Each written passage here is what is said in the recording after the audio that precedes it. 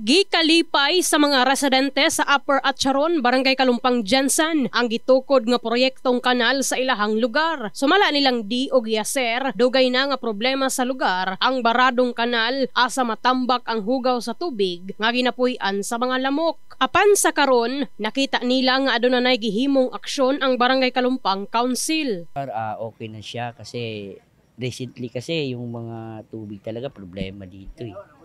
Pero karon na gawa ni sa ating punong barangay na si Kapitan. So nakita jud niya kung unsa jud ang nahitabo dire. So naghanap jud siya paraan. So karon nalipay pud mi dire kay dili na jud wal provisyo sa mua.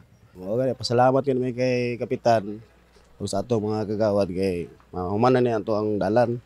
Ya, unahon ning kanal, mao man unahon ning kanal, drainage before dalan. Okay ra na. Problema gani kanang ulan kay musay musulod sa mga boarding house, sa mga balay. Tagbog 5 taon mga katahon pero arang-arang na ni makaginaw-ginawa na kamay mga katahon.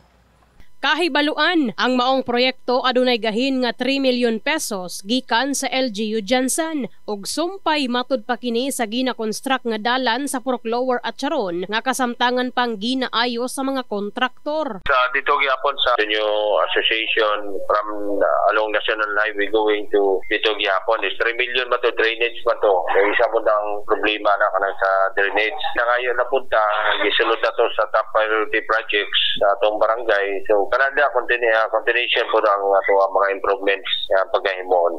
Within this year na siya, na-check naman na 3 million to sa LGU Jensen. Nang hinaot na lamang ang mga lumulupyo sa lugar nga mapadayon ang proyekto og dili na kini madilatar aron matud pa dili na mo bara ang tubig padulong sa ilahang mga panimalay ilabi na panahon sa ting-ulan. Hopefully na matapos jud nila ni nga project para okay na jud tanan. Dili na jud siya mabara. In the heart of changing lives, kini sa Brigada Enemy Mugpon, sa Brigada News Jensen. Brigada News.